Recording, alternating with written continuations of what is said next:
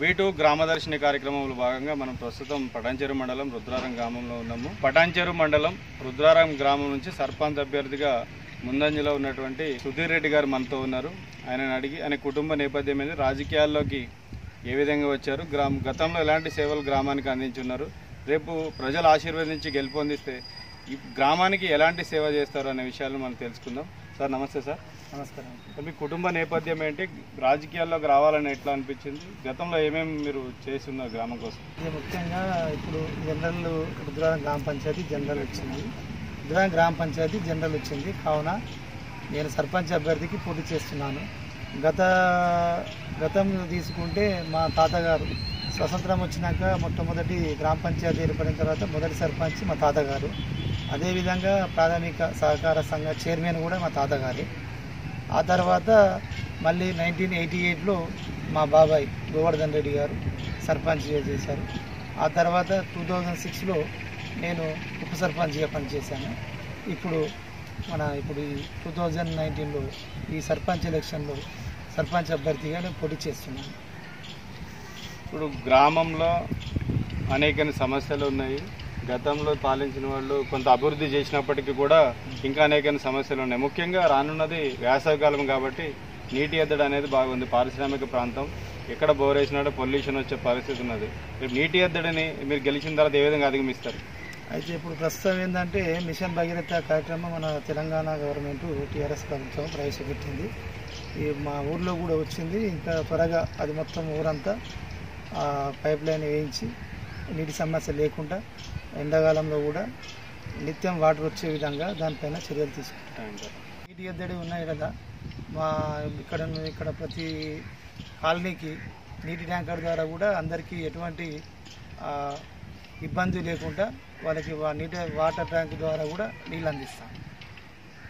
గ్రామంలో మౌలిక సదుపాయాలు అనేది అంతంత మాత్రంగా ఉన్నాయి. కొన్ని ఏరియాల్లో సీసీ రోడ్లు ఉన్నప్పటికీ కూడా మోరీలు లేని పరిస్థితి ఉన్నది. రోజు రోజుకి గ్రామం అనేది విస్తరిస్తున్నది, కొత్త కాలనీ అవుతున్నాయి. మౌలిక సదుపాయాలు ఏ విధంగా కల్పిస్తారు? డ్రైనేజ్లే కానీ, రోడ్లే కానీ, ఇతరత్ర. ముఖ్యంగా రుద్రారం గ్రామము ఇక్కడ చుట్టుపక్కల పరిశ్రమలు చాలా ఉన్నాయి. అందులో ప్రతి నిత్యం కాలనీలు వెలుస్తున్నాయి. కావున అటువంటి కాలనీలకు సీసీ రోడ్ కానీ, అండర్ గ్రౌండ్ డ్రైనేజీ కానీ అన్నీ ప్రతి ఒక్క కాలనీకి మేము సర్పంచ్ రేపు గెలిచిన తర్వాత ఎటువంటి ఇబ్బంది లేకుండా పారిశుద్ధ్య కార్యక్రమాలు కానీ అన్ని కార్యక్రమాలు నిత్యం పనిచేస్తాము. గ్రామంలో ఎక్కువ మంది యువకులు ఉన్నారు. యువకులు విద్యార్థులు అయినప్పటికీ కూడా చాలామంది ఉపాధి లేక, సరైన అవకాశాలు దొరక్క, స్థానికంగా అనేక పరిశ్రమలు ఉన్నాయి. అయినప్పటికీ కూడా వాళ్ళ క్వాలిఫికేషన్ తగ్గట్టు జాబులు రావట్లేదు. స్థానికత ఆధారంగా ఉపాధి ఏ విధంగా కల్పిస్తారు? అయితే ముఖ్యంగా ఏమైందంటే ఇక్కడ నిరుద్యోగ సమస్య వాస్తవమే మీరు అన్నది కూర్చొని. అయితే 1988లో మా బాబాయ్ సర్పంచ్ గోవర్ధన్ రెడ్డి గారు ఉన్నప్పుడు అప్పుడు ఈ చుట్టుపక్కల ఐటీఎఫ్ సిగ్నోడ్ కానీ, కనక పరమేశ్వరి కానీ, ఎస్ఎంసీ కంపెనీ ఉండే. ఇందులో అప్పుడు చాలామందిని ఉద్యోగాల్లో పెట్టించారు. వాళ్ళు చాలామంది చేశారు. ఇప్పుడు ఐటీఎఫ్ సిగ్నల్లో సుమారు 80,000 జీతం ఇప్పుడు వస్తుంది. అలాంటి అప్పుడు మా చిన్నాన్నగారు ఉన్నప్పుడు అప్పుడు పెట్టించిన ఉద్యోగాలే ఇప్పుడు మళ్ళీ ఇంత మంది సర్పంచ్లు అయ్యారు. 4 తరాల సర్పంచ్లు అయ్యారు కానీ ఎవరు కూడా ఏ కంపెనీలో కూడా పెట్టి ఇవ్వలేదు. కావున ఆ దృష్ట్యా అప్పట్లో మన ముఖ్యంగా ఇళ్ల స్థలాలు ఇక్కడ వీకర్ సెక్షన్లో మల్లికార్జునగర్ కాలనీ ఉంది. అటు అప్పట్లో ఇళ్ల స్థలాలు ఇప్పించారు. అప్పటి నుండి కూడా ఇప్పటి వరకు కూడా ఇళ్ల స్థలాలు కూడా మంజూరు కాలేదు. 20 సంవత్సరాల నుంచి నిరుద్యోగ సమస్య కానీ, ఆ ఇళ్ల పట్టాలు కానీ అప్పుడే వచ్చినాయి. 1988-90 ఆ టైంలో వచ్చినాయి. ఇప్పటి వరకు కూడా అటువంటి సదుపాయాలు ఏమీ లేవు. కావున నేను యువకునిగా ఇక్కడ చూస్తున్నటువంటి గ్రామంలో చాలామంది నిరుద్యోగులు ఉన్నారు, చాలామంది చదువుకున్నారు, యూత్ బాగుంది. వాళ్ళందరినీ చుట్టుపక్కల కంపెనీ యజమానులతో మాట్లాడి ముఖ్యంగా ఏది ఆశపడకుండా వారి దగ్గర నేను వీళ్ళందరికీ ఉపాధి కల్పిస్తాను ఖచ్చితంగా. ముఖ్యంగా ఇది ఎందుకంటే చాలామంది గ్రామంలో నిరుద్యోగులు చాలా ఉన్నారు. వారికి ముఖ్యంగా నేను గెలిచిన తర్వాత మొట్టమొదటిగా నిరుద్యోగ సమస్య పరిష్కారం చేస్తానని తెలుసుకుంటాను. రుద్రారం గ్రామంలో గీతం యూనివర్సిటీ లాంటి ప్రతిష్టాత్మకమైన యూనివర్సిటీ ఉన్నది. అదేవిధంగా రానున్న రోజుల్లో అలాంటి విద్యా సంస్థలు మరిన్ని ఏర్పాటు చేసే అవకాశం ఉన్నది. అయితే గీతం యూనివర్సిటీ అనేది మేము 2006లో నేను ఉప సర్పంచ్గా ఉన్నాను. మరియు కె లక్ష్మయ్య, కామిగల లక్ష్మయ్య గారు సర్పంచ్గా ఉన్నారు. ఆ టైంలో గీతం యూనివర్సిటీ అనేది ఇక్కడ స్థాపించారు. వారి ద్వారా కూడా గీతం యూనివర్సిటీ ద్వారా కూడా చాలామందికి కొద్దిగా లేడీస్ వాళ్ళకు కూడా ఉద్యోగ అవకాశాలు దొరికినాయి. అదేవిధంగా ఇంకా ముఖ్యమైన కళాశాలలు మరియు మెడికల్ కాలేజ్ సంబంధించింది కానీ ఏదైనా సరే ఎడ్యుకేషన్ హబ్కు మన ఎమ్మెల్యే గారి సహకారంతో, మైపాల్ రెడ్డి గారి సహకారంతో ఖచ్చితంగా రుద్రారాన్ని ఎడ్యుకేషనల్ హబ్గా చేపిస్తానని మీకు భరోసా ఇస్తున్నాను. గ్రామంలో ఎక్కువ శాతం మంది వ్యవసాయం మీద ఆధారపడిన కుటుంబాలు ఉన్నాయి. ప్రస్తుతం రాను రాను ఇండస్ట్రియల్ జోన్గా అభివృద్ధి చెందుతున్నప్పుడు వ్యవసాయం తగ్గుతూ వస్తుంది. దీంతో అదే లెవెల్లో నిరుద్యోగిత కూడా పెరుగుతుంది. ముఖ్యంగా మహిళల్లో అలాంటి పరిస్థితి కనపడుతోంది. మీరు గ్రామ సర్పంచ్గా ఎన్నికైతే మహిళా సాధికారత కోసం ఏం చేయబోతున్నారు? ముఖ్యంగా గ్రామంలో చాలామంది ఇక్కడ డాక్టర్ గ్రూపులు చాలా ఉన్నాయి. అందులో వాళ్ళకి ముఖ్యంగా ఏంటంటే వాళ్ళు ఏదన్నా మీటింగ్ పెట్టుకొని వాళ్ళు మాట్లాడడానికి మహిళా భవనం లేదు వాళ్ళకు. ముఖ్యంగా ప్రధానంగా వాళ్ళకు నేను రేపు సర్పంచ్ గెలిచిన తర్వాత మొట్టమొదటిగా మహిళలకు భవనం అనేది నేను ఖచ్చితంగా ఎమ్మెల్యే గారి సహకారంతో అందరితో ఆ మహిళా భవనాన్ని నిర్మించి మొదటగా నేను చేసే పని అది మహిళల గురించి. అదేవిధంగా చాలామంది మహిళలు నిరుద్యోగులు కూడా ఉన్నారు. వాళ్ళకు సంబంధించిన అల్లికలు కానీ, వాళ్ళకి ఏదన్నా ఇప్పుడు ఏదన్నా కుట్టు మిషన్లు కానీ, టైలరింగ్ కానీ, వాళ్ళకి ఏదైతే వాళ్ళకు దానికి ఆసక్తి ఉంటారో వాళ్ళకు అందరికీ కూడా నేను ఆ స్వయం ఉపాధి చేపిస్తాను. ఖచ్చితంగా వాళ్ళకు భరోసా ఇస్తున్నాను మహిళలందరికీ. అయితే ముఖ్యంగా ఏంటంటే ఎడ్యుకేషన్ సంబంధించి రుద్రారం గ్రామంలో గ్రామం మేజర్ పంచాయతీ ఇది. గ్రంథాలయము ముఖ్యంగా గ్రంథాలయం లేదు ఇక్కడ.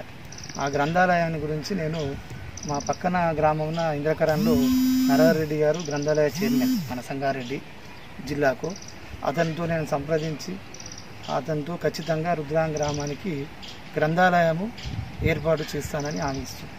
రోజు రోజుకి అభివృద్ధి చెందినప్పటికీ కూడా ఇక్కడ అనేక వైద్యపరంగా అనేక సమస్యలు తలెత్తుతున్నాయి. ముఖ్యంగా పొల్యూషన్కి సంబంధించి ఈ ఏరియాలో అనేక సమస్యలు ఎదుర్కొంటున్నారు. చిన్న చిన్న ప్రమాదాలు జరిగినప్పటికీ కూడా స్థానికంగా పిహెచ్సి లేకపోవడం వల్ల ఇబ్బందులు పడుతూ ఉన్నారు. నేను ఫర్దర్గా ఏమైనా పిహెచ్సి సెంటర్ కోసం ప్రయత్నం చేసే ఆలోచన ఉందా?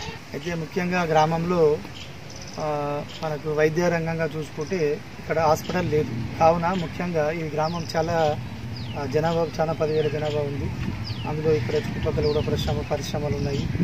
ఇప్పుడు ముఖ్యంగా ఏంటంటే ఇక్కడికి వెళ్ళి ప్రాథమిక ఆరోగ్య సంస్థ దానికి ఆసుపత్రికి పోవాలంటే సంగారెడ్డి కానీ పడంచేరు కానీ వెళ్ళవలసి వస్తుంది. కావున ముఖ్యంగా ఈ ఆరోగ్య సమస్య ఈ హాస్పిటల్ గురించి రుద్రారం గ్రామంలో ఎమ్మెల్యే గారితో మన తదితర పై అధికారులతో చర్చించి ఖచ్చితంగా రుద్రారం గ్రామానికి ఒక పిహెచ్సి హాస్పిటల్ ప్రభుత్వ ఆసుపత్రిని నెలకొల్పాలని నా ఉద్దేశం. గ్రామంలో మార్కెట్ లేదు, సంత లేదు. మార్కెట్ వెళ్ళాలంటే ఇటు కంది కానీ, ఇటు కృష్ణాపూర్ కానీ, పడంచేరు వెళ్ళడం జరుగుతుంది.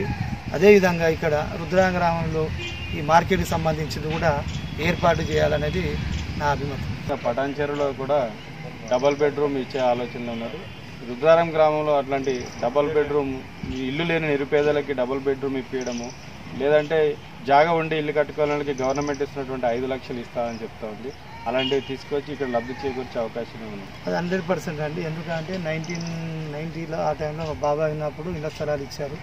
గత 25 సంవత్సరాలు కూడా ఇంతవరకు కూడా ఒక ఇళ్ల పట్ట స్థలం కూడా ఇవ్వడం జరగలేదు. అయితే అప్పటికి ఇప్పుడు ల్యాండ్ అసైన్మెంట్ ల్యాండ్ కూడా చాలా ఉంది ఇక్కడ. ఆ విషయంలో మేము ముందుగా ఖచ్చితంగా అప్పుడు మా బాబాయ్ ఇచ్చిన ఇల్లు ఇప్పటివరకు లేవు, అది ఇవ్వాలనే కోరిక కూడా నాకు కూడా ఉన్నది. కావున ఖాళీ స్థలం ఉన్న వాళ్ళకు 5 లక్షలు కూడా టీఆర్ఎస్ గవర్నమెంట్ ప్రవేశపెట్టింది.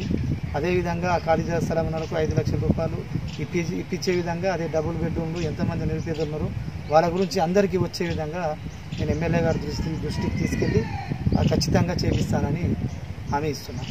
ఇప్పుడు నా ముఖ్య ఉద్దేశం నేను గెలిచిన తర్వాత చేసే అభివృద్ధి కార్యక్రమాలు. అప్పుడు మన చిన్నాన్న గారు సర్పంచ్ గారు ఉన్నప్పుడు అన్ఎంప్లాయ్మెంట్ అనేది కొద్ది వరకు చేశాడు. అప్పట్లో చాలామందికి ఉద్యోగాల అవకాశాలు కల్పించాడు.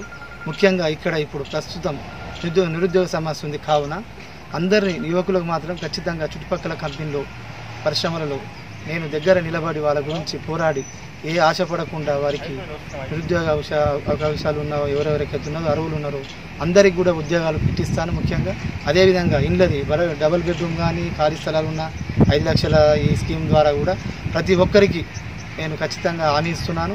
ఈ నెరవేరి చూపిస్తా. అప్పుడు మా బాబాయ్ ఇచ్చిన విధంగా ఇప్పుడు ఇది చేయాలని నా కళ. అదేవిధంగా రుద్రారం గ్రామంలో వైద్య హాస్పిటల్గా సంబంధించింది కానీ, ప్లస్ ఎడ్యుకేషన్ సంబంధించింది కానీ, ఇది మన మహిళలకు మహిళా భవనం కానీ మార్కెట్ కానీ ఇవన్నీ ఖచ్చితంగా నేను నెరవేర్చి నేను సర్పంచ్ గెలిచిన 5 ఏళ్ళ లోపల ఇవన్నీ పూర్తి చేస్తాను. మాట ఇచ్చి మాట తప్పని మా ఫ్యామిలీ ఏదైనా మాట ఇచ్చినామంటే ఖచ్చితంగా మాట ప్రకారం ఉంటాము, నీతి నిజాయితీగా ఉంటాము. మేము ఎటువంటి ఇది కూడా చేయము. ఇది మేము మీ గ్రామ ప్రజలకు అందరికీ హామీ ఇస్తున్నాను. దయచేసి ఓ యువకున్నైనటువంటి సుధీర్ రెడ్డి గారిని మీరందరూ ఆశీర్వదించి కుర్చీ గుర్తుకు ఓటేసి గెలిపించాలని కోరుచున్నాను. If you like this video, please subscribe us.